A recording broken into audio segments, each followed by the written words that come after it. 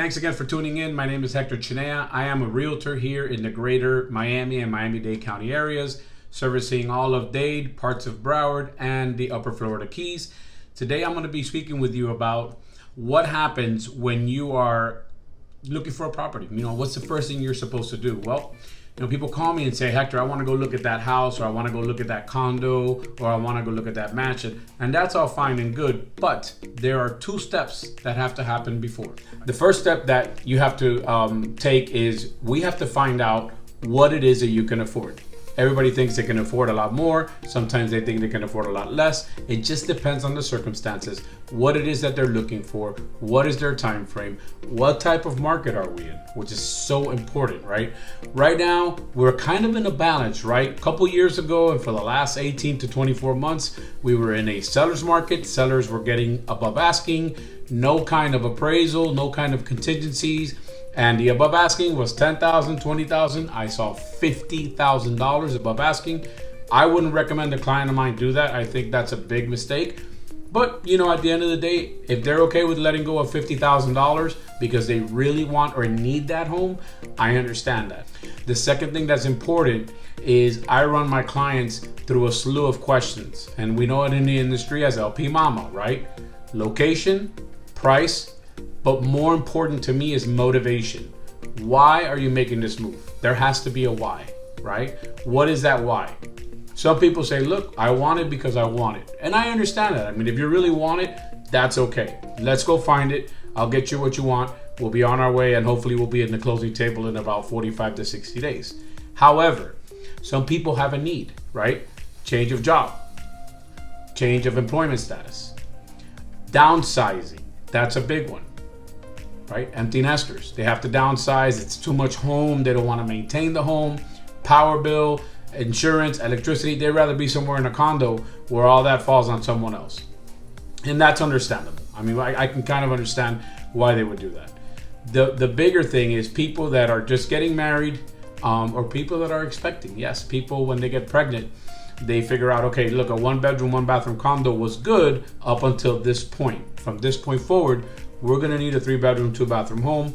I always suggest go a little bit larger. That way you can grow into it. Otherwise, you may be out of space by the time, 3 to 5 years rolls around. You're on your third kid. You have a 4-2. Nobody really wants to sleep with each other, and now you got a problem. Or you say, hey, listen, you're going to have to sleep together and go about it that way when you talk to your kids.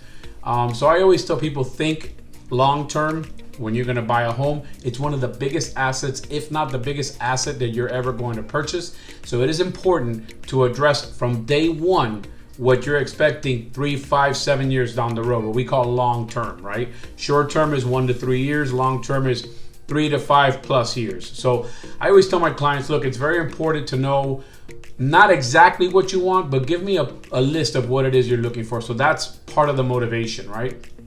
Once we get the why, the motivation, what's causing them to think in this manner that, hey, it's time to make a purchase, which is awesome. I love when people want to buy or sell. That's what I'm here for. And in this market, yes, there are still homes going above appraisal and people are offering above appraisal, but the contingencies are coming and I see them. 15-day inspection, money towards closing, seller pays closing costs, seller pays title and evidence. All of a sudden, the tables are turning a little bit. I wouldn't say they're turning. I would say they're stabilizing, right? That's the right word. It's actually stabilization of the market, which is a healthy market. We don't want a market where it's, seller heavy and buyer thin, or buyer heavy and seller thin. We want a balanced market. We want a market where people want to buy and sell. It keeps everything moving. The interest rate's important. I always tell my clients, marry the home, not the rate, because you can always refinance down the road. So if you find the one, even if the interest rate is a little higher than what you feel comfortable with, that's okay. That's okay. We have great lenders in the area that are going to allow you or help you refinance down the road and save you a lot of money. So once we get LP Mama out of the way, we start looking at properties. We make sure that we find the one or as close to the one that you feel comfortable with as a buyer. And we make sure that it has the amenities you're looking for, the size you're looking for, the bedrooms, pool, no second floor, yes second floor, HOA okay, HOA not okay.